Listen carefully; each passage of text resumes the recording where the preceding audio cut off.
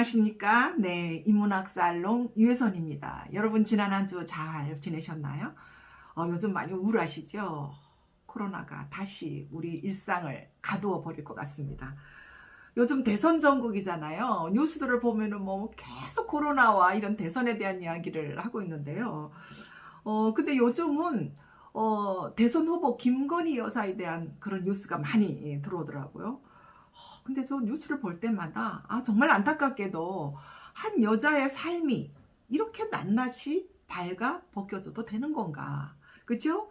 더군다나 대통령 영부인이 될지도 모른다는 그런 세간의 잣대를 핑계 삼아서 정말 거침없이 인격살인을 해도 되는 건가? 정말 너무너무 안타까웠습니다. 저는 뭐 그녀의 개인적인 삶에 대해서는 잘 모릅니다. 그렇지만 코바나 컨텐츠라는 그런 어떤 문화예술 기획사 대표로서 정말 오래간만에 우리나라에도 이런 그 통 크고 멋진 기획자가 한 명 나왔구나 하는 그런 생각을 가지기 시작했습니다.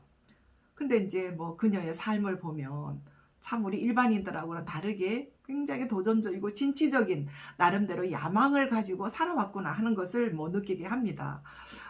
가진 것 없이 태어난 한 여성이 이 사회에서 성공을 하기 위해서는 얼마나 많은 것을 던져야 하는가, 그리고 그런 부담을 안을 수밖에 없는 우리 현실이 얼마나 안타까운가 하는 것을 정말 여실히 보여주고 있는데요. 예, 그녀는 정말 그 간절하게 성공을 원했고, 그리고 열심히 노력했고, 또 자기 분야에서 성공했잖아요. 그리고 운 좋게 윤석열이라는 이런 남자를 만났습니다. 사랑에도 성공을 했죠, 그죠? 그저 자신의 한계를 뛰어넘어서 자신의 분야에서 오로지 성공하기 위해서 노력을 했다고 생각을 합니다. 그죠? 누가 이 여인에게 이렇게 돌을 던질 수 있단 말입니까? 정말 안타까운데요. 저는 시대 아이콘인 알베르토 자코메티, 저는 한국에서 볼 수 있었다는 거, 그죠? 그리고 세계적인 작가 마크 로스코존을 한국에서 볼 수 있었다는 거, 이건 정말 대단한 행운이었거든요. 앤디 월 사가를 저는 보면서요, 저는 우리나라의 문화예술 수준이 엄청나게 높아지겠구나 하는 그런 기대감을 가지고 있었습니다. 이런 대담한 전시 기획자가 지금은 어때요? 마치 세상에 갇혀있는 날개가 꺾여버린 피항새처럼 너무 답답하게 살고 있지 않을까? 그녀는 지금 행복할까? 뭐 이런 생각을 한번 해봅니다. 제가 지난번에 유튜브에서요, 한 가정의 여인임을 거부하고, 그죠? 자유롭고 예술적인 어떤 예술적 탐닉으로 한 시대를 풍미했던 미국의 전시기획자 패기 구겐하임을 제가 비교를 해서 소개를 한 적이 있는데요. 만약에 패기 구겐하임이 그녀의 예술적 욕망을 포기하고 대통령 영부인이 되라고 하면 어땠을 것 같아요? 아마 저는 영부인을 버리고 사랑을 버리고 예술의 어떤 자유를 선택하지 않았을까 하는 그런 생각을 해봅니다. 뭐 자기 나름대로의 선택이고 어느 것이 옳고 어느 것이 거르다고 이렇게 판단할 수는 없을 것 같아요. 우리가 감히 어떻게 판단을 해요, 그죠? 패기 구겐하임은 한 남자 한 가정의 아내로만 살기를 거부하고 무수한 예술가들과의 어떤 풍문, 그죠? 풍문을 남기면서 자유연애와 어떤 그 자유로운 예술가의 삶을 선택을 했습니다.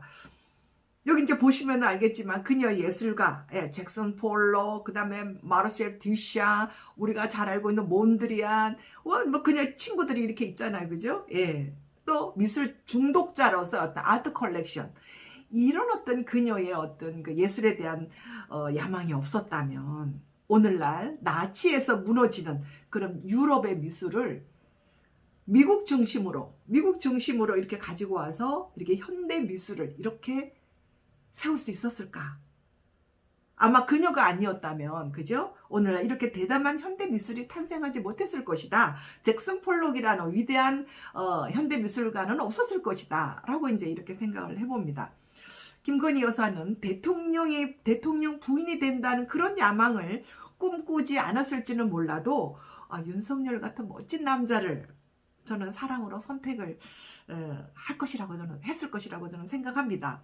근데 그 선택한 그 남자가 자기 자신만의 남자가 아니라 온 국민의 부름을 받는 너무나 큰 남자라는 것이 이게 문제인 거죠, 그죠? 예. 그냥 뭐 단순한 검사로만 있었다며. 그렇습니다. 저는 이제 그녀를 보면 로코코 시대의 왕관 없는 여왕 마담 뽕파두르의 사랑과 야망이 이제 제가 생각이 나는데요. 이 문학 살롱이잖아요. 그녀의 엄마는 거리의 여인 꼬르띠잔이었잖아요. 아버지가 누구인지도 확실하지 않은 그런 어떤 그 비천한 가정에서 태어났는데요. 어릴 때부터 너무 이렇게 똑똑하고 미모가 뛰어나니까 사람들이 다 예사 여자가 안 될 것이다 라고 이렇게 이야기를 합니다. 한 예언가가 그녀를 보고 이 아이는 궁안의 왕의 여자로 살 팔자다 하고 이렇게 예언을 했다고 합니다. 엄마가 딸을 왕의 여자로 만들기 위해서 대단한 프로젝트를 실시했죠. 그죠? 예, 자신의 귀족의 남자친구와 우선 아들과 결혼을 시킵니다. 그래서 귀족이라는 신분을 얻게 한 다음에 이제 왕이 누구죠? 루이 15세에 가까이 가기 위해서 우선 파티에 가야 되잖아요. 그죠? 파티에 가기 위해서 이 왕족으로서의 어떤 품위를 지킬 수 있는 어떤 뭐 태도, 말씨, 뭐 교양, 그죠? 걸음걸이, 뭐 요리, 역사 이런 걸 다 그 당시에는 수녀원에서 이런 걸 다 가르쳤다고 합니다. 그래서 수녀원에 들어가서 이렇게 배우는 그 뒷돈을 다 시아버지가 다 냈다고 합니다. 이 프로젝트를 위해서. 예. 그래서 이제 드디어 궁에 입성을 해서 루이 15세의 눈에 띄어가지고 그 루이 15세 여자가 되었는데요. 궁 안에 들어가니까 그녀를 향한 신분이 다르잖아요. 예, 그녀의 그 여자들이 암투와 시기 질투가 엄청납니다. 마치 요즘 같은 뭐 이런 걸 보는 것 같아요. 근데 이럴 때일수록 그녀는 흔들리지 않고 당당하게 자신을 차별화시켰습니다. 나는 왕의 그 침대에서만 사랑받는 그런 여자가 아니야. 벨시아방, 나는 지성과 미모를 가진 여자야. 나 책 읽는 여자야. 이렇게 자기를 지적이고 미학적인 이미지로 차별화시키기 위해서 엄청나게 노력을 했다고 합니다. 또 그런 모습을 루이 15세가 굉장히 이제 좋아했던 거죠. 그죠? 그래서 43세 폐결핵으로 세상을 떠나는 그 마담 뽕파두르를 이제 궁 밖으로 내보내면서요.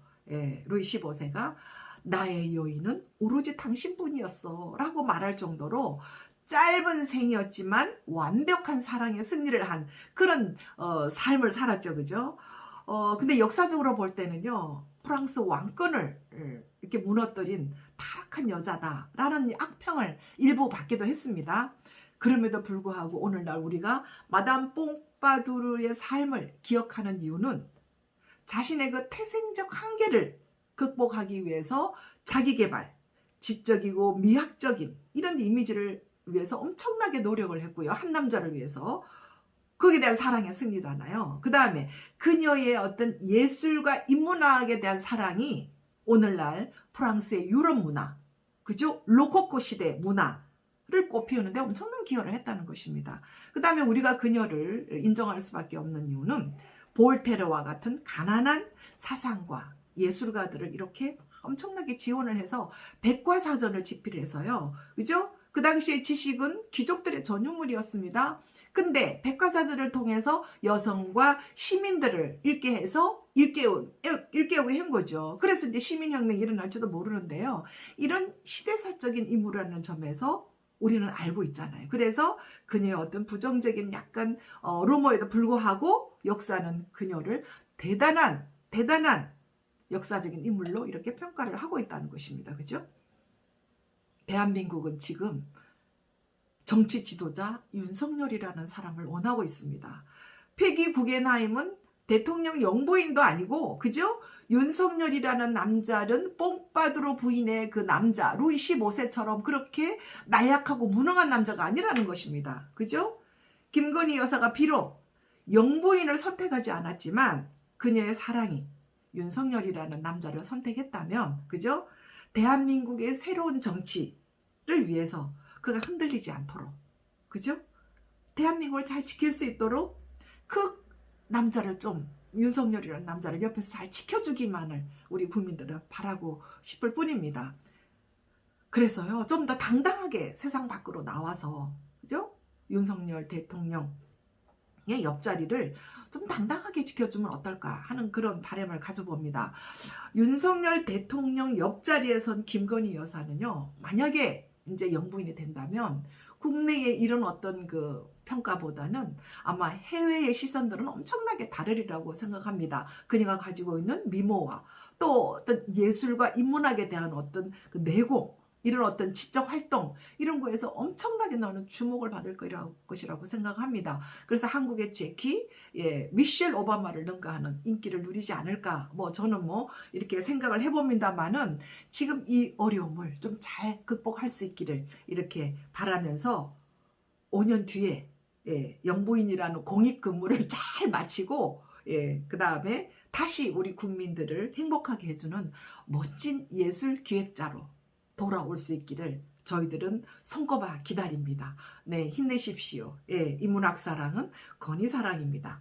화이팅입니다. 네, 감사합니다.